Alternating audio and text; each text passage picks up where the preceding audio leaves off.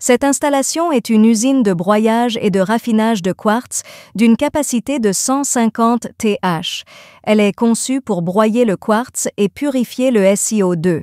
Elle est conçue pour broyer le quartz et purifier le SiO2. Elle comporte 4 parties principales de traitement: la partie concassage, la partie broyage, la partie séparation et la partie déshydratation. La procédure de traitement est la suivante. La première partie est le broyage. Les matières premières sont acheminées vers la trémie d'alimentation située au-dessus de l'alimentateur, vibrant à l'aide d'une barre de grille de 500 mm. Les roches de moins de 500 mm sont ensuite acheminées vers un concasseur à mâchoire et commence le premier concassage grossier. Les roches plus petites concassées sont acheminées vers la deuxième étape de la machine de concassage, le concasseur à cône. Entre le concasseur à mâchoire et le concasseur à cône, on trouve généralement un déferrailleur au-dessus du convoyeur à bande.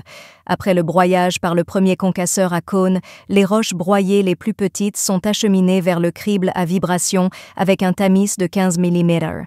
Ensuite, les roches de plus de 15 mm sont renvoyées vers un autre concasseur à cône pour être à nouveau broyées.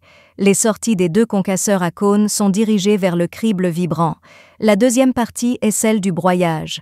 Les matériaux de moins de 15 mm provenant du crible vibrant sont d'abord stockés dans une trémie souterraine.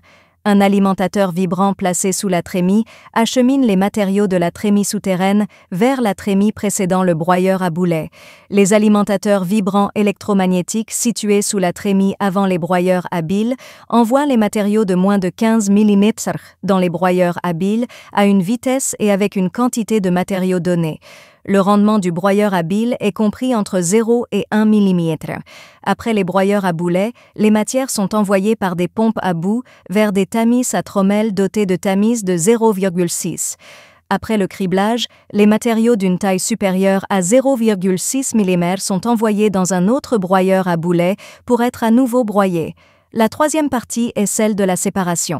Après le criblage par trommelle, les matériaux d'une taille inférieure à 0,6 mm sont acheminés vers des tours de classification hydraulique afin d'éliminer autant que possible la bouée et les poudres de silice d'une taille inférieure à 0. Les produits des tours sont ensuite envoyés dans des séparateurs magnétiques humides pour éliminer la magnétite et les autres minéraux magnétiques dans un premier temps. Ensuite, les matériaux sont acheminés vers des séparateurs magnétiques à gradient élevé pour éliminer l'hématite et d'autres minéraux. La dernière partie est celle de la déshydratation. La sortie des séparateurs magnétiques à haut gradient est acheminée vers des cônes d'épaississement pour séparer à nouveau le concentré. Le trop-plein est constitué de résidus, le sous-écoulement est le concentré final de silice. Le concentré passera par plusieurs cribles de déshydratation pour éliminer l'eau autant que possible. Le cas ci-dessus est présenté à titre de référence. L'usine peut être personnalisée en fonction des différents types de minerais et des capacités de traitement.